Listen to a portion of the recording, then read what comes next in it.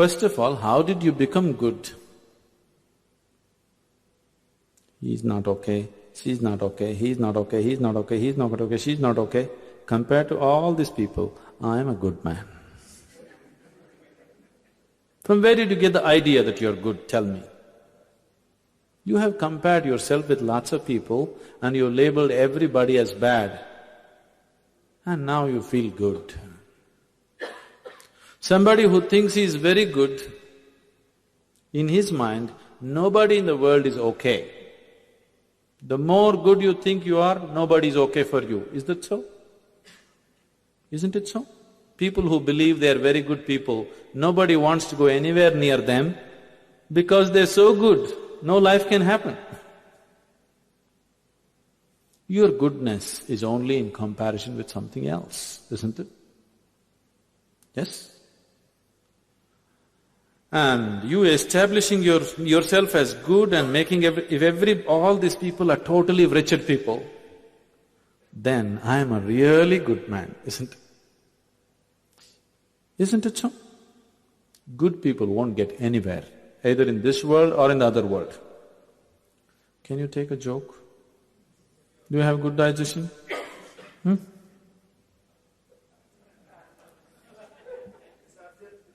Huh?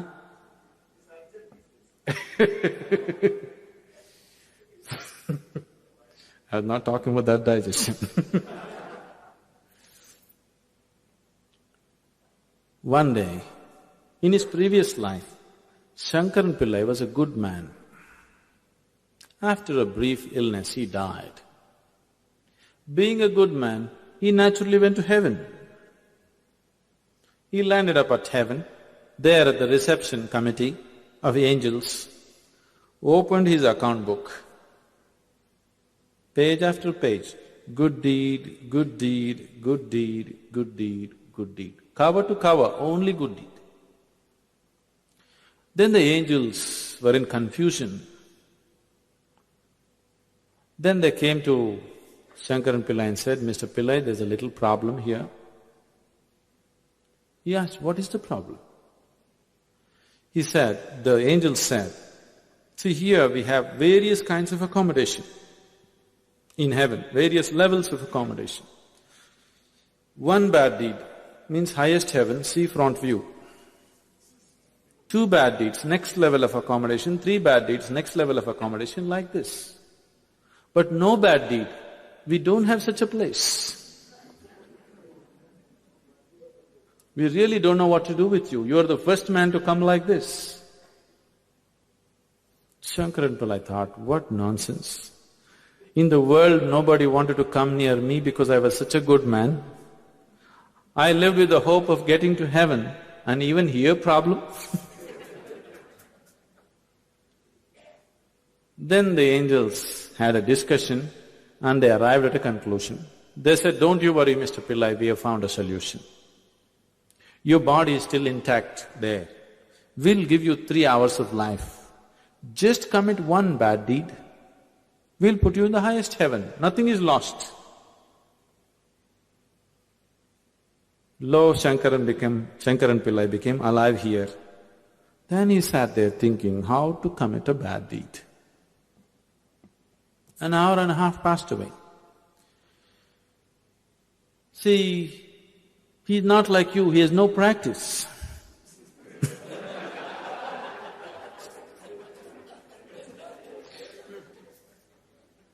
After an hour and a half, he remembered, in the neighborhood, there is a woman who is well beyond her prime, who's been casting inviting glances at him. He being a good man, he never looked that way. Now he thought, okay, adultery is a bad deed. Because after all, he's going to do whatever he is going to do just to go to heaven. So he went looking for the woman, he went and knocked on her door.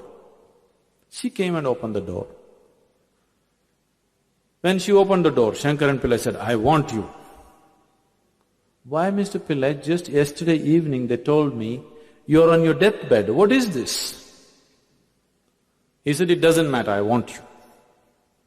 He went in, nature took over, things happened between them. he doesn't want to die in her house. Time is running out, so he told her, I need to go. And he came to the door. The woman came to see him off and she said, Mr. Pillai, do you know what a good deed you have done for me today? One more good deed. What to do? So good people will neither make it here nor there. It's not your goodness which liberates you. Your goodness is only in comparison with somebody else. Your goodness being in comparison with somebody else, it's not about goodness, it's a kind of sickness. It's just like, right now, people are going about like this.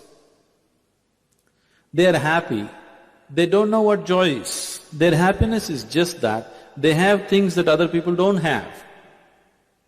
Isn't it?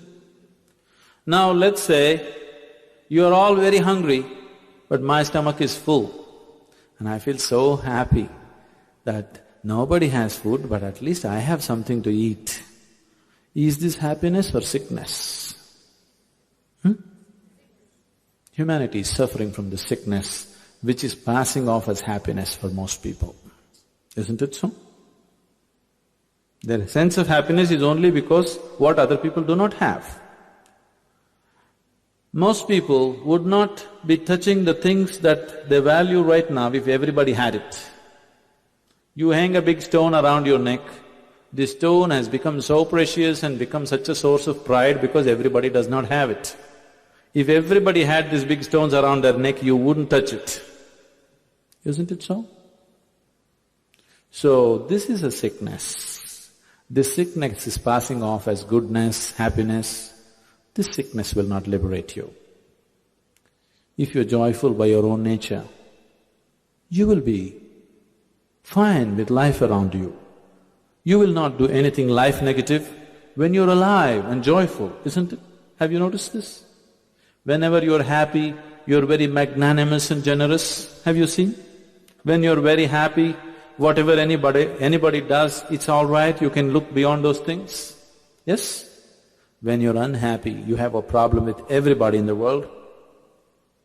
Yes or no? It's not your goodness which will liberate you. It'll not your goodness which will bring purity to you. Good people know all the bad things, they're managing to avoid it. Isn't it so? If you're avoiding it, probably you're constantly thinking about it. Yes or no? You're not free from it, you're just avoiding it. Avoiding something is not freedom from it. Now, if you truly begin to experience all these people as your responsibility, will you be a pure being? If you really begin to experience all life around you as 100% your responsibility, would you be a pure being? Yes? Purity comes from inclusion. Goodness comes from exclusion. Please see.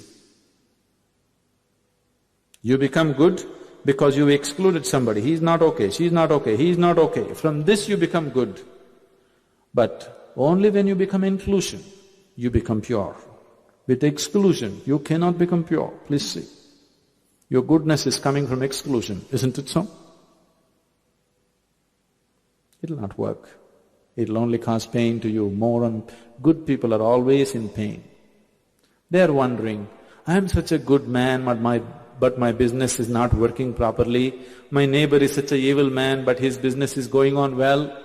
Why God is not helping me? You're good, but you're stupid. What to do? If you don't do the right thing, nothing works. Isn't it so? Isn't it so? If you want some aspect of your life to work, you must understand how to make it work, otherwise it's not going to work.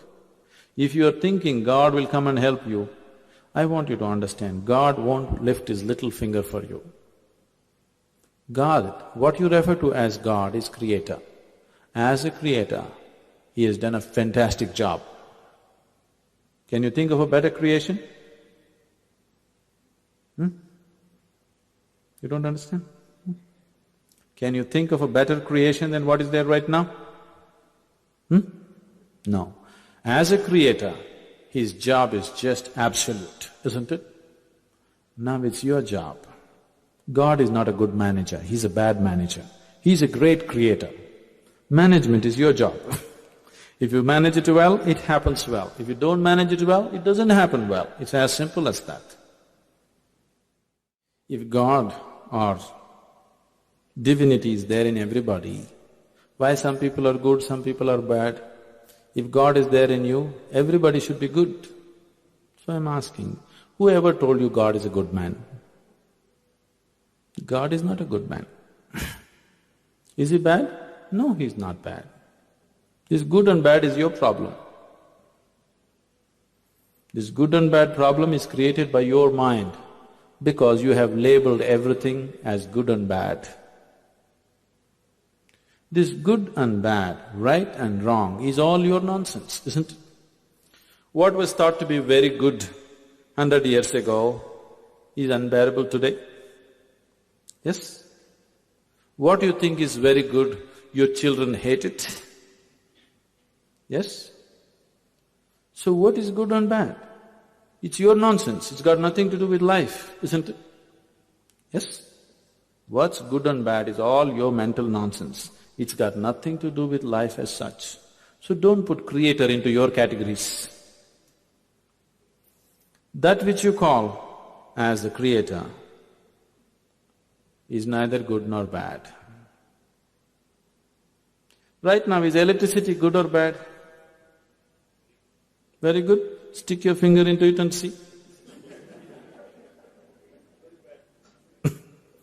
It's neither good nor bad, it's just energy, isn't it?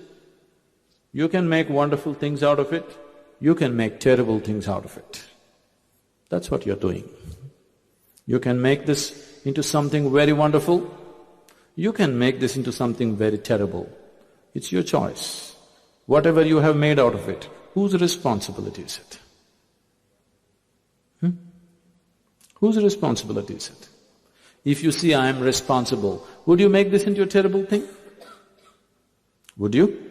You thought somebody else is responsible, so you made something terrible out of it. If you see this is 100% my responsibility, would you make this into something terrible or miserable? Would you? No. You think I'm like this because my father didn't bring me up properly. I'm like this because my teachers were not okay. I'm like this because my neighbor did this to me. You are like this because you are like this, that's all.